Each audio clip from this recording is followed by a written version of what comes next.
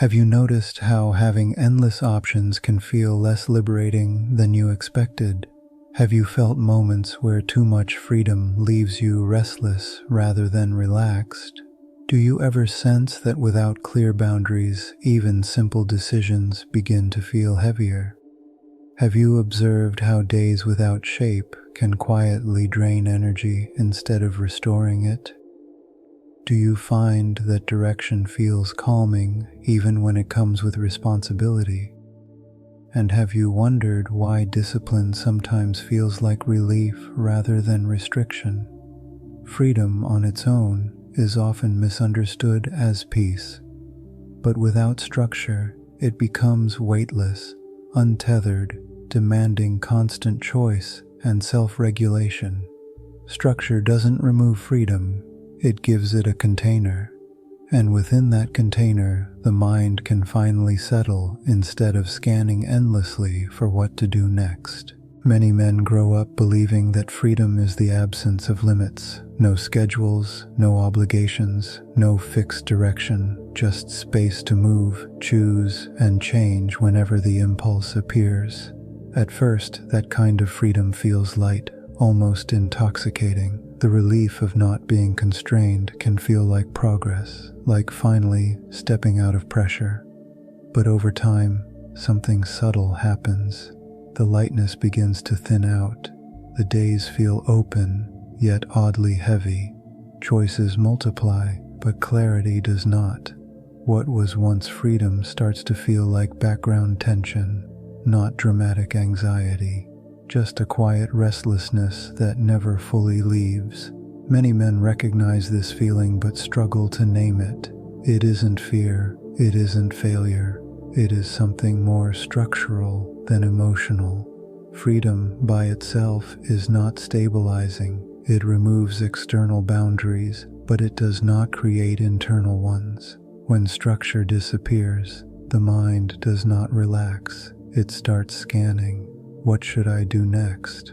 What matters most right now? What am I missing? Without a frame, every option carries equal weight, and when everything feels equally possible, nothing feels grounded.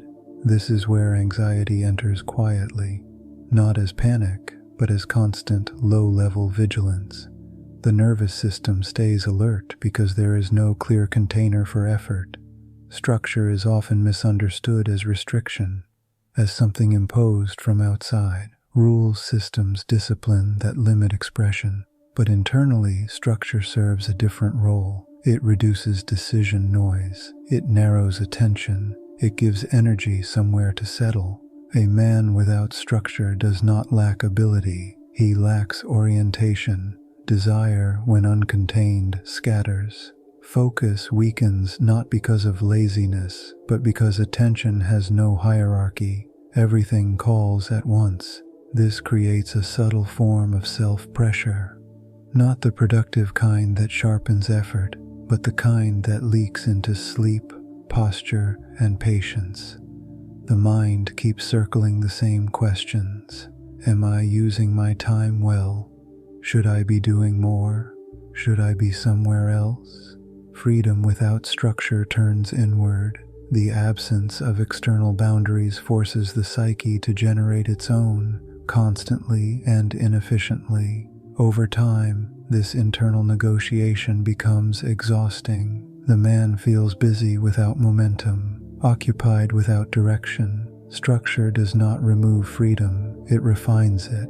It gives freedom edges, and edges are what allow force to be applied without dispersing. Without them, energy keeps evaporating, and the nervous system interprets that loss as threat, not dramatic threat, but enough to stay tense. A man's sense of self is deeply tied to direction, not ambition alone, but coherence, the feeling that his effort moves somewhere, even if slowly. When structure is absent, identity loosens, days blur, standards become negotiable, internal promises are easily postponed.